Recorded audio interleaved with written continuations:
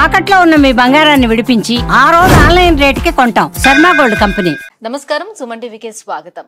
మార్చి నెల ద్వాదశ రాశుల వారికి ఏ రకంగా ఉండబోతుంది, గ్రహ స్థితిగతులు ఎలా ఉన్నాయి, ఎటువంటి ఫలితాలను ఇస్తున్నాయి, ఎటువంటి పరిహారాలను వీళ్ళు పాటించుకోవాలి, ఈ అంశాలని తెలియజేసేందుకు మనతో పాటు ఉన్నారు ప్రముఖ జ్యోతిష్య రత్న, జ్యోతిష్య చక్ర వైభవ నిపుణ డాక్టర్ రాలపల్లి రవికుమార్ గారు.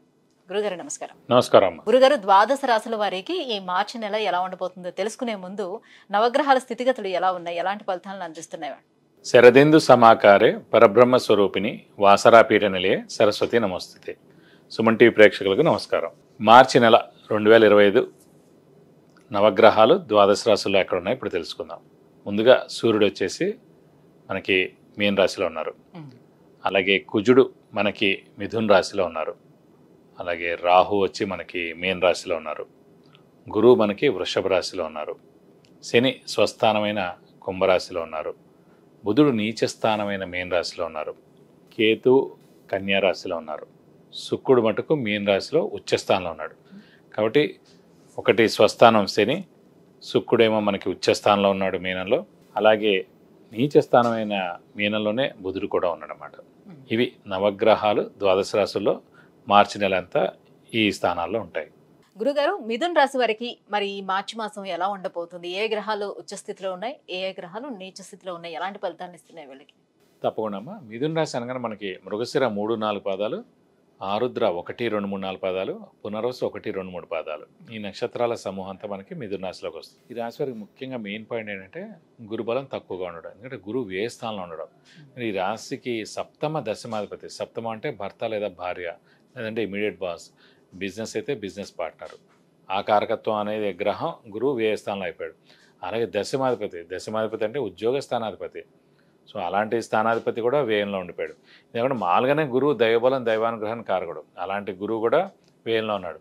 అలాగే ఇంట్లో శుభకార్యాలు జరగాలన్నా, గృహం రావాలన్నా, అలాగే మనకి వాహనం కొనాలన్నా, వివాహం అవ్వాలన్నా, సంతానం రావాలన్నా, ప్రమోషన్ రావాలన్నా, ఇవన్నిటి కూడా కారకుడు గురువు. అలాంటి గురువు వ్యయ స్థానంలో ఉండిపోయాడు. ఇది కాకుండా రాశ్యాధిపతి, ముఖ్యంగా మిథున రాశి అధిపతి బుధుడు నీచ స్థానంలో ఉన్నాడు. సో బాగా హార్డ్ వర్క్ చేయాలి. అంటే ఇప్పుడు 70% చేస్తుంటే కూడా సరిపోదు, 100 కాదు 200% హార్డ్ వర్క్ చేస్తే మనకి పనులు అవుతాయి. అంటే ఈ ఒక్క నెల కోసం, ఎందుకంటే బుధుడు ఈ ఒక్క నెల నీచలో ఉన్నాడు కాబట్టి. ఇది కాకుండా శని మటుకు భాగ్యస్థానంలో బాగానే ఉన్నాడు, ఎందుకంటే స్వస్థానం అయ్యాడు కాబట్టి. మిత్రుడు కూడా అయ్యాడు కాబట్టి శని బుధుడు పర్వాలేదు శని. కానీ ఇవన్నీ ఇన్ని ప్రాబ్లమ్స్లో ఉన్నా కూడా ఒక మెయిన్ గ్రహం అంటే మనకి ఎప్పుడు కూడా హార్డ్ వర్క్, దైవబలం, అదృష్టాన్ని 3 చూస్తాం. హార్డ్ వర్క్ అనేప్పటికీ రాశ్యాధిపతి అక్కడ ఉన్నాడు, నీచిలో ఉన్నాడు. సో హార్డ్ వర్క్ ఎంత చేసినా వేస్ట్ ఈ మంత్ అంతా. స్మార్ట్ వర్క్ చేసినా కూడా కష్టమే, అంటే ఎవరు గుర్తించకపోవచ్చు, పనులు జరగకపోవచ్చు. సో అలాగే దైవబలం అనగానే గురువు గ్రహం ఎక్కడ ఉన్నాడు, వ్యయ స్థానంలో ఉన్నాడు, అది తక్కువగా ఉంది. ఫైనల్గా ఏముంది, అదృష్టకారకుడు, యోగకారకుడు, లక్ ఫేవర్ చేసే గ్రహం ఎవరు మిథున రాశికి, శుక్రుడు. అతను మటుకు ఉచ్చస్థానంలో ఉన్నాడు. అంటే అదృష్టం మటుకు పరిపూర్ణంగా ఉంది కాబట్టి ఇది కూడా మే దాకా ఉంటుంది. పైగా మే దాకా ఉంది కాబట్టి అదృష్టం పరిపూర్ణంగా. ఈ గురుబలం లేకపోయినా, ఈ రాశ్యాధిపతి నీచలో ఉన్నా, శని కొంచెం ఎక్కువ బలం లేకపోయినా కూడా, రాహుకేతుల బలాలు తక్కువ ఉన్నా కూడా ఒక్క అదృష్టకారకుడు ఉచ్చలో మే దాకా ఉంటాడు కాబట్టి అన్ని పనులు జరుగుతాయి అనుకుండా డబ్బులు కలిసి వస్తాయి. ఎవరో ఎప్పటి నుంచో డబ్బులు ఇవ్వాల్సిన వాళ్ళు కూడా ఇస్తారు. పూర్వం ఎవరో మన దగ్గర డబ్బులు తీసుకున్న వాళ్ళు కానివ్వండి, అవన్నీ కూడా వస్తాయన్నమాట. సో ఒక్క అదృష్టకారకుడు బాగుండడం వల్ల మనకి మే దాకా ఇంక చూసుకోక్కర్లేదు. కానీ ప్రస్తుతం మటుకు బుధుడు నీచలో ఉన్నాడు కాబట్టి హార్డ్ వర్క్, స్మార్ట్ వర్క్ మటుకు చేస్తూనే ఉండాలి. ఈ రాశిలోనే ఆ కుజుడు ఎలాంటి ఫలితాలను ఇస్తాడు? రాశిలో కుజుడు కూడా అంత ఇబ్బంది ఏం పెట్టాడండి. సాధారణంగా కుజుడికి బుధుడికి పడదు, వాళ్ళిద్దరూ శత్రువులు. మిథున రాశి అధిపతి బుధుడు అయ్యాడు కాబట్టి అక్కడ కుజుడు ఉన్నాడు కాబట్టి సోదర వర్గం అంటే అన్నదమ్ముల మధ్యన చిన్న దెబ్బలాటలు రావడం ఇలాంటివి జరుగుతాయి అన్నమాట. అలాగే బిజినెస్ పార్ట్నర్స్ ఎవరు ఉన్నారనుకోండి, వాళ్ళిద్దరి మధ్యన చిన్న తగాదాలు జరిగేందుకు అవకాశం అనమాట. ఏదైనా సరే 45 డేస్కి మామూలుగా కుజుడు మారిపోతుంటాడు కాబట్టి అంత ఇదేం లేదు. కానీ దేవుడి దేవల్ల అదృష్టకారకుడు, యోగకారకుడు, లక్ ఫేవర్ చేసే గ్రహమైన శుక్రుడు ఉచ్చలో ఉన్నాడు. మళ్ళీ ఫైనాన్షియల్గా అయితే మెయిన్గా ఏ ప్రాబ్లం లేకుండా ఉంటుంది. అయితే మరి ఇప్పుడు వ్యాపారస్తులకి అయితే కొంచెం కఠినంగా ఉంటుంది. సో లావాదేవీలు అన్ని చెప్తున్నారు. మరి ఉద్యోగస్తులకి ఎలా ఉంటుంది? వాళ్ళు సేఫ్ గానే ఉంటారా? వ్యాపారస్తులకు ఎందుకు బాగుండదంటే అసలు వ్యాపార కారక గ్రహమే బుధుడు అండి. సో అలాంటి బుధుడే నీచలో ఉన్నాడు కాబట్టి వ్యాపారం ఖచ్చితంగా గడ్డుగా ఉంటుంది. సో ఎంత అప్పు ఇచ్చినా కూడా అవి వెనక్కి తిరిగి రావు, క్రెడిట్ ఇచ్చినా తిరిగి రావు, అప్పులు వాళ్ళ బెడద తప్పదు, కొత్త అప్పులు చేయాల్సి ఉంటుంది, ఫైనాన్షియల్గా లిటిగేషన్స్ ఉంటాయి. కాబట్టి వ్యాపారస్తులు మటుకు ఈ నెలలు కామ్గా ఉండిపోవడం ఉత్తమం. ఎందుకంటే బుధుడు నీచలో ఉన్నాడు కాబట్టి. బుధుడు నీచలో అంటే ఆర్థిక వ్యవస్థే నష్టపోయేందుకు అవకాశం ఉంటుంది. అలాగే సెన్సెక్స్ షేర్స్ చాలా పతనం అవుతాయి, చాలామంది డబ్బులు పోతాయి కూడా అనమాట. అలాగే కొత్త వ్యాపారాలు స్టార్ట్ చేయకూడదు, ఉన్న వ్యాపారాలను జాగ్రత్తగా గడపాలి తప్ప ఎక్కువ ఇది చేయకూడదు.